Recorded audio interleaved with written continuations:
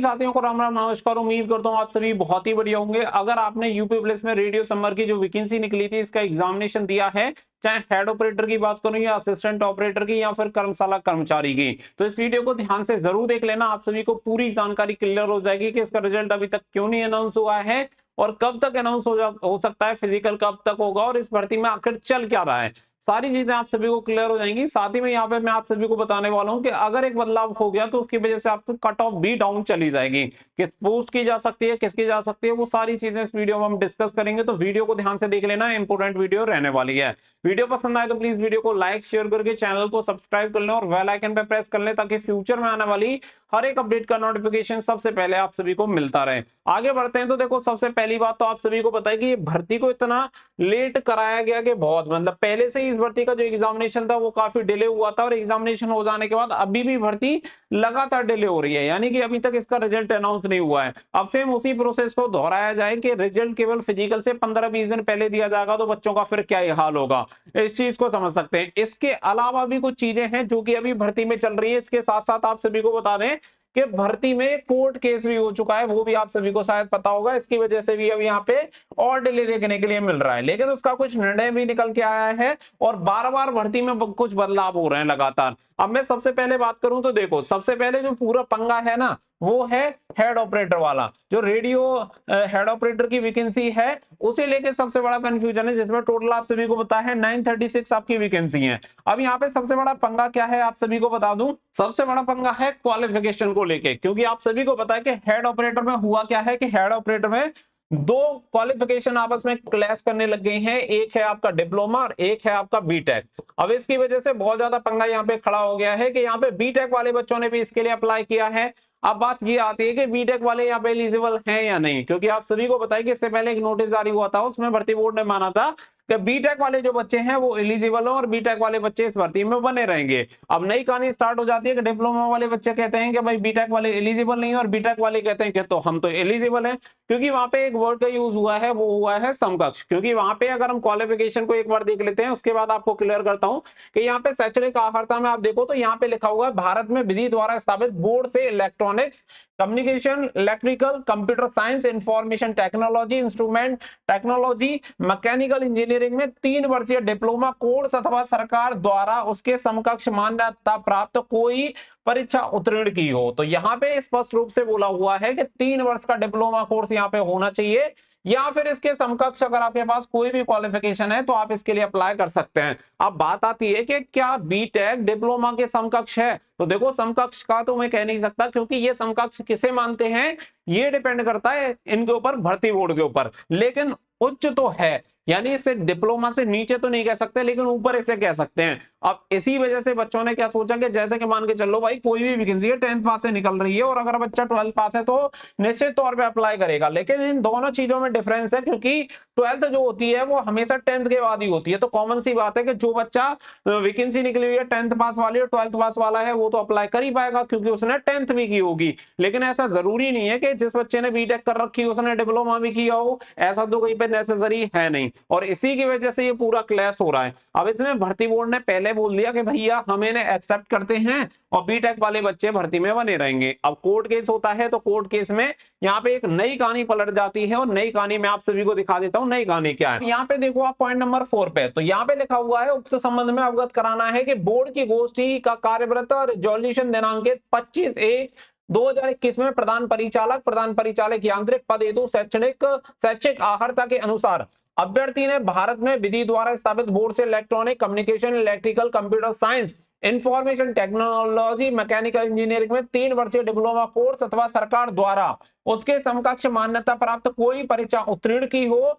के साथ उक्त विषयों में 4 वर्षीय डिग्री उपाधि धारक अभ्यर्थियों की डिग्री डिप्लोमा से उच्च स्तर के आधार पर इन अभ्यर्थियों को भी उक्त पद हेतु अर्ह माना जाए से संबंधित निर्णय लिया गया था।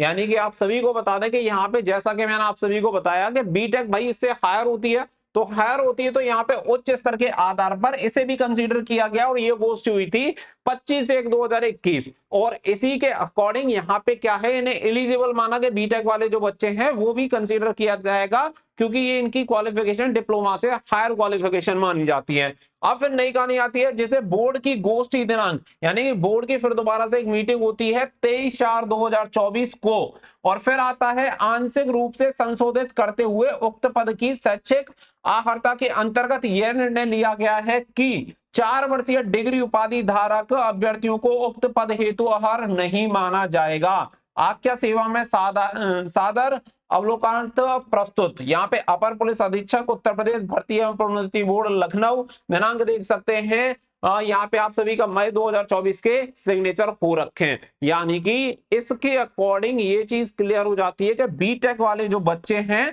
वो अब एलिजिबल नहीं है।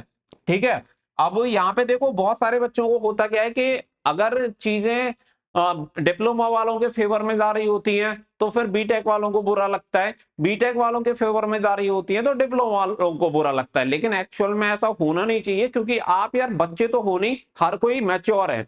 आप 18 साल से प्लस हो तो आपके अंदर इतनी तो अंडरस्टैंडिंग होनी चाहिए कि किसी के भी साथ हो रहा है लेकिन गलत हो रहा है। अब गलत कैसे हो रहा है इस चीज को समझो कि यहाँ पे मैं समझता हूं कि अगर यहाँ पे बीटेक एलिजिबल नहीं है, समझो कि बीटेक फॉर्म अप्लाई कर ही नहीं सकता है और डिप्लोमा वाले ही अप्लाई कर सकते हैं और बीटेक वालों को कंसीडर कर लिया जाता है, तो डिप्लोमा वालों के साथ गलत है। लेकिन अगर ये कंसीडर हो सकते हैं और इन्हें कंसीडर नहीं किया जाता है तो बीटेक वालों के साथ गलत है। लेकिन यहाँ पे कुल मिला के अगर आप कंक्लूजन निकालेंगे तो आप में से ही किसी ना किसी का नुकसान हो रहा है। आप ऐसे मान के चलो अगर आप दो भाई हैं, एक भाई ने डिप्लोमा कर रखा है और एक ने बीटेक, तो आप यही तो चाहेंगे कि दोनों लोग कंसीडर हो जाएं।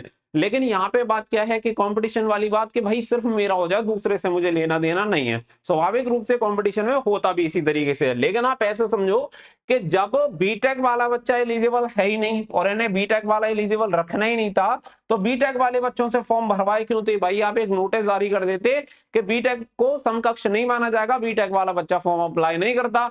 हर एक कैटेगरी के लिए आप सभी को पता है 400 रुपए शुल्क जमा करना पड़ता है। अब 400 रुपए तो बच्चे ने फीस जमा की, इसके बाद एग्जामिनेशन की तैयारी की और एग्जामिनेशन की तैयारी करने के बाद फिर वो एग्जामिनेशन देने जाता है और 2 वर्ष का जो समय है वो यहाँ पे व्यर्थ करता है। क्योंकि मैटर देखो ये नहीं है कि डिप्लोमा वालों को नौकरी मिलेगी या बीटेक वालों को नौकरी मिलेगी, जो मैटर है वो है कि समय की बर्बादी, पैसे की बर्बादी और इससे जो उम्मीद लगा के फिर बच्चे को हताशा मिलेगी वो। क्योंकि जो डिप्लोमा वाले, अगर आप डिप्लोमा वाले हो तो ऐसे सोच लो अगर आपके साथ ऐसा होता तो आपको भी सेम फीलिंग आती, तो सभी के साथ सेम सिचुएशन है। अब जब आपको ऐसा लग रहा है कि बीटेक वालों को लेना नहीं चाहिए तो भाई सीधी सी बात है कि कम से कम 400 रुपए तो इनके रिफंड कर दो। इसमें इनकी क्या गलती है? आपने फॉर्म भरवाए या तो नोटिस जारी कर देते। इन केस मान लो कि अगर आपने नोटिस जारी नहीं किया, बच्चे की गलती है कि उसने फॉर्म भर दिया आधी अधूरी जानकारी के साथ, तो आप उसका फॉर्म रिजेक्ट कर देते, कम से कम वो एग्जाम देने नहीं जाता, उससे ये क्लियर हो जाता कि भाई इस भर्ती से मेरा लेना देना नहीं है। लेकिन अब कंक्लूजन फाइनल यही निकलता है कि इस भर्ती में जो बने रहेंगे केवल डिप्लोमा वाले बच्चे बने रहेंगे। अभी की स्थिति के अकॉर्डिंग मैं आप सभी को स्पष्ट कर रहा हूं। अब ये चीज किसी को अच्छी या बुरी लगने वाली बात नहीं है, मेरा काम देखो आपको जानकारी देना है। ना तो मैं ये कर सकता हूं कि बीटेक वालों को निकाल दूं या अंदर ले लूं, मेरा तो इसमें कोई डिसीजन है नहीं। तो सीधी सी बात है, थोड़ा मैच्योरिटी लेवल दिखाया करो। मैंने बहुत सारी वीडियोस में देखा है कि आपस में ही आर्ग्यूमेंट होना स्टार्ट कर देते हो। भाई कल को तुम एक ऐसे डिसिप्लिन वाले फोर्स में जाने के लिए तैयार हो और वहां पे अगर तुम्हें डिसिप्लिन ही नहीं है, मैच्योरिटी लेवल ही नहीं है, तो फिर बिना बात के धक्के खाओगे और ये समझ लो हर एक मोमेंट पे आप अपने लिए कोई नई समस्या खड़ी करते रहोगे। तो इस तरीके से तो करो मत। बाकी का जो भी है मैं ये सोचता हूँ सिर्फ गवर्नमेंट को या भर्ती बोर्ड को एक सही डिसीजन लेना चाहिए जिससे कि किसी भी बच्चे का नुकसान ना हो, चाहे फिर वो डिप्लोमा वाले हो या फिर बीटेक वाले हो। क्योंकि आप सभी जानते हैं कि एक चीज आप समझो कि यहाँ पे टोटल आई थिंक 936 पोस्ट हैं और यहाँ पे शायद 76,516 फॉर्म भरे गए, अगर मैं गलत नहीं हूं तो शायद इतने ही है। 76,516 में से अगर आप देखेंगे तो करीब करीब मैं यही मानता हूं कि डिप्लोमा वाले 50,000 ही फॉर्म होंगे, बीटेक वाले कम से कम 25 से 26,000, जो बाकी के बचते हैं वो करीब 25,000 प्लस बीटेक वाले बच्चे होंगे। तो 25,000 का मतलब है इनटू अगर 400 किया जाए तो कम से कम लगभग 1 करोड़ रुपए यहाँ पे बन जाते हैं। तो 1 करोड़ रुपए भैया बच्चों का वापस कर दिया जाए, मैटर यहाँ पे कम से कम उन्हें थोड़ी तो तसल्ली रहेगी कि जो भी है कम से कम अपनी एप्लीकेशन फीस वापस आ गई। इसके अलावा यहाँ पे दूसरी बात यह है कि अगर यहाँ पे बीटेक वालों को कंसीडर नहीं किया गया, जो कि अभी के अकॉर्डिंग लग रहा है कि कंसीडर नहीं किया जाएगा, तो सबसे कम जो कट ऑफ जाएगी ना वो हेड ऑपरेटर की जाने वाली है। इस चीज को ध्यान रखना, मतलब अनएक्सपेक्टेड कट ऑफ जाएगी। जो बच्चा फिजिकल को लेके सीरियस और पहले से फिजिकल की तैयारी कर रहा है ना, वही इसका फायदा उठा पाएगा। बाकी की तो फिर उनका कुछ होना नहीं है। शायद 28 मिनट में 4.8 किलोमीटर की रनिंग होनी है, कोई बहुत बड़ा चैलेंज नहीं है। अगर आप तैयारी कर रहे हो तो आराम से कर जाओगे, क्योंकि केवल 50,000 बच्चे बचेंगे 936 पोस्ट के लिए। तो सबसे कम कंपटीशन वाली आपकी वैकेंसी यहाँ पे हो जाएगी हेड ऑपरेटर वाली। तो यही चीजें हैं। और ये कोर्ट केस वगैरह चल रहा है और ये डिसाइड नहीं हो पा रहा है कि भाई यहाँ पे बीटेक वाले कंसीडर होंगे नहीं होंगे, और खाली डिप्लोमा वाले होंगे या दोनों कंसीडर होंगे। इसी की वजह से इन सारी चीजों में डिले हो रहा है। लेकिन डिले आपको आपके सामने ही दिख रहा है, डिपार्टमेंटली डिले इसमें बिल्कुल नहीं है, पहले से ही इस पे तैयारियां चल रही हैं। जैसे ये मैटर सॉर्ट आउट हो जाएगा उसके तुरंत बाद आप याद रखना आपका रिजल्ट अनाउंस होगा और विद इन 20 to 25 डेज के अंदर आपका फिजिकल स्टार्ट हो जाएगा। डिसीजन आपका है कि आपको तैयारी करनी है नहीं करनी है, वो आप डिसाइड करो। बाकी का जो चल रहा है वो मैंने आप सभी को बता दिया है। अभी के अकॉर्डिंग यही है कि केवल डिप्लोमा धारक कैंडिडेट को ही एक्सेप्ट किया जाएगा, कंसीडर किया जाएगा, बीटेक वालों को नहीं किया जाएगा। दुख की बात है, हो सकता है जो बीटेक वाले होंगे, स्वाभाविक सी बात है कि उन्हें बुरा लगेगा, दुख होगा, लेकिन भाई जो है मैं सिर्फ आपको जानकारी प्रोवाइड करा सकता हूं। उम्मीद है चीजें क्लियर हुई होंगी। मिलेंगे नेक्स्ट वीडियो में। So thank you for watching. जय हिंद, जय भारत।